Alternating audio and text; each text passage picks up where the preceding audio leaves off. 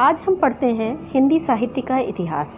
हिंदी साहित्य का इतिहास कई लोगों ने बांटा और कई लोगों ने अपने अपने तरह से कहा, लेकिन जो मेन मान्यता जिसको मिली थी वो आचार्य रामचंद्र शुक्ल ने हिंदी साहित्य इतिहास को समय के अनुसार यानी समयानुसार 4 भागों में बांटा है। कौन कौन सा? आदिकाल जो 1000 से 1350 तक है, दूसरा भक्तिकाल 1350 से 1650 तक, फिर है रीतिकाल 1650 से 1850 तक और उसके बाद आता है आधुनिक काल 1850 से अब तक। ठीक है, ये 4 भागों में इसमें बांटा हुआ है। और लेकिन आज हम हिंदी साहित्य के इतिहास को, जैसे भक्ति काल कितने भागों में बटा है, ये हम अलग अलग पार्टों में पढ़ेंगे। रीति काल में क्या है, आधुनिक काल को कितने कितने भागों में बांटा है, ये सब के पार्ट हम अलग अलग पढ़ेंगे, उसके अलग अलग वीडियो आप देखेंगे। लेकिन आज हम पढ़ते हैं आदिकाल। ये आदिकाल आखिर है क्या? इसको रामचंद्र शुक्ल के अनुसार ये 1000 से 1350 ईस्वी तक इसका काल रहा है। इसमें आदिकाल को कई अन्य नामों से भी हम जानते हैं। इसमें से जो मुख्य हैं, आदिकाल का नाम आखिर दिया किसने? ये हजारी प्रसाद द्विवेदी जी ने दिया। फिर है चारण काल। चारण काल का नाम किसने दिया? डॉक्टर राम कुमार वर्मा ने। बीजक काल किसने किया? महावीर प्रसाद द्विवेदी ने। इसको वीरगाथा काल भी कहा जाता है। वीरगाथा काल खुद रामचंद्र शुक्ल ने इसको वीरगाथा काल कहा। फिर है सिद्धि सामंत काल, ये राहुल सांस्कृतयान ने कहा था। तो इस तरह से आदिकाल के कई और भी इतने सारे नाम हैं, जिसको ये कभी कभी क्वेश्चन पूछ लिया जाता है कि आदिकाल को आदिकाल का नाम किसने दिया, तो आपको लिखना पड़ेगा हजारी प्रसाद द्विवेदी ने। या वीरगाथा काल, आदिकाल को वीरगाथा काल का नाम किसने दिया? या आचार्य रामचंद्र शुक्ल ने आदिकाल को क्या नाम दिया? तो वीरगाथा काल। इस तरह से आपको इस तरह से छोटे छोटे प्रश्न इसमें से आ सकते हैं जो ध्यान देने वाले हैं। अब क्या आता है, यह काल जो है, आदिकाल जो है, हिंदी पद्य साहित्य का प्रारंभिक काल माना जाता है। हिंदी का प्रारंभिक काल माना जाता है। इस काल को रामचंद्र शुक्ल ने क्या कहा था? वीरगाथा काल कहा था। ये बताया अभी। ये डॉक्टर राम कुमार वर्मा ने चारण काल का नाम दिया था। और इस काल के समय में देश अनेक छोटे देशों में बटा हुआ था, राज्यों में बटा हुआ था। हमारा पूरा भारत देश एक नहीं था, ये अलग अलग टुकड़ों में बटा हुआ था।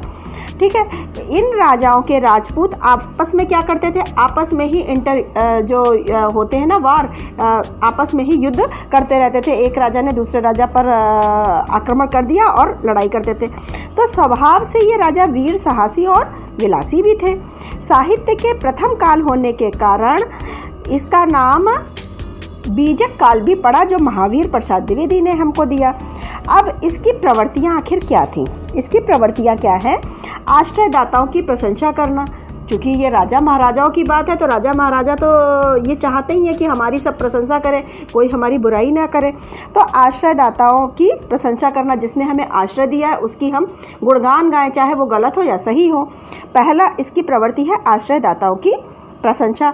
कवियों का दरबारी होना, जो इस काल के कवि होते थे वो दरबारी कवि होते थे और वीर रस की प्रधानता थी, इसीलिए रामचंद्र शुक्ल ने इसको वीरगाथा काल कहा था। इसमें वीर रस की प्रधानता थी क्योंकि राजा महाराजा बहुत वीर होते थे। और रासो ग्रंथ की अधिकता थी। आइए आगे तुमको बताते हैं भी रासो ग्रंथ क्या है। रासो ग्रंथ की अधिकता थी, सामूहिक चेतना का अभाव था। तो इस तरह से जो है इस काल में ऐसा रहा। फिर ग्रंथ आते हैं।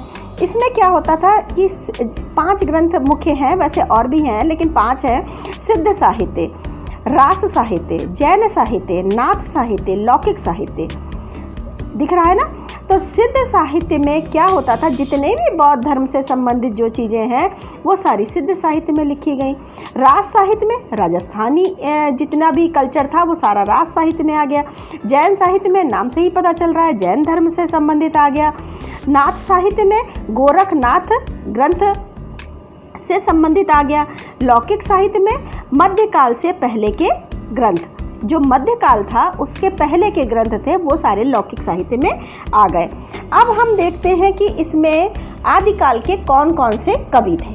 आदिकाल के कौन कौन से कवि थे, इसको याद करना बहुत सिरदर्द लगता है, लेकिन फिर भी याद तो करना है।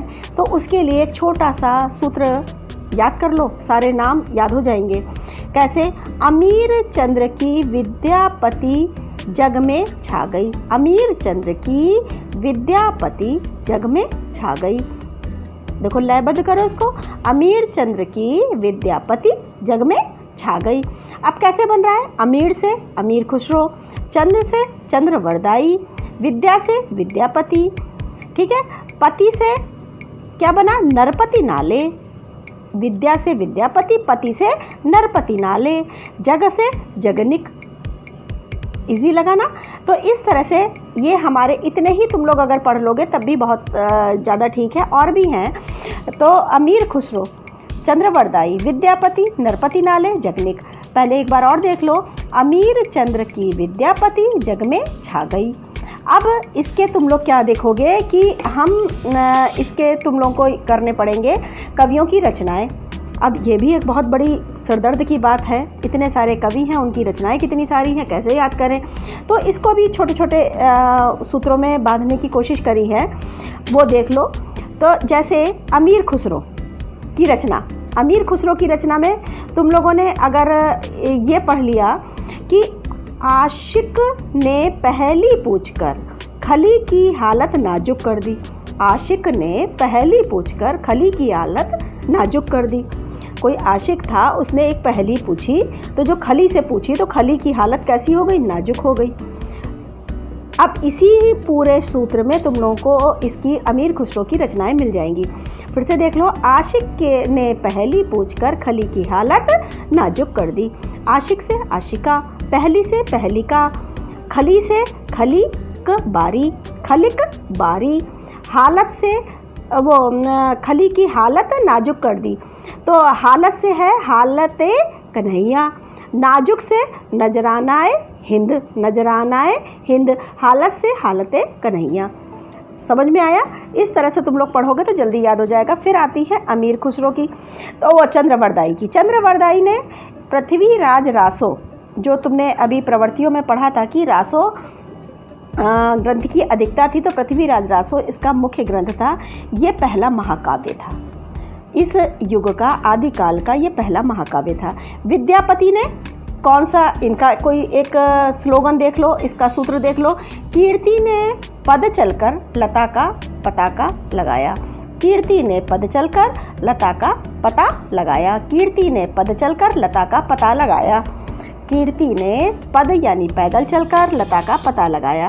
कीर्ति से कीर्ति पताका, पद से पदावली, और लता से कीर्ति लता। कीर्ति पताका, पदावली, कीर्ति लता। आया समझ में? नरपति नाले, नरपति नाले ने क्या लिखा कि इनकी एक ही थी, बीसल देव रासो, एक नहीं थी, कई अन्य भी थी, लेकिन इनकी जो मुख्य थी, फेमस थी, प्रसिद्ध थी, वो बीसल देव रासो, ये इनकी एक प्रेम कथा थी। ठीक है। जगनिक परमाल रासो, यहाँ पर तुमने पढ़ा अभी पृथ्वीराज रासो, ये परमाल रासो, बीसल देव रासो। तो जो रासो ग्रंथ की अधिकता थी वो इसीलिए कहा गया है कि देखो, चंद्रवरदाई ने लिखी थी पृथ्वीराज रासो, नरपति नाले ने लिखी थी बीसल देव रासो, जगनिक ने लिखी थी परमाल रासो। ठीक है। ये महोबा के एक प्रसिद्ध व्यक्ति थे, अल्लाह और उदुल्का का वर्णन इसमें किया गया है। ठीक है। परमाल रासो, ये तुम्हारा पूरा जो है ये आदिकाल इसमें बताया हमने। क्या क्या बताया? आदिकाल को किन अन्य नामों से जानते हैं, इनके कौन कौन से ग्रंथ हैं, उस ग्रंथ में क्या क्या चीज़ें हैं, आदिकाल के कवि कौन कौन से हैं, उसकी एक कौन सा सूत्र है, अमीर चंद्र की विद्यापति जग में छा गई, ये इनके कवि हैं और इनकी कविताओं की रचना क्या क्या है। अब अगले पार्ट में हम पढ़ेंगे भक्ति काल।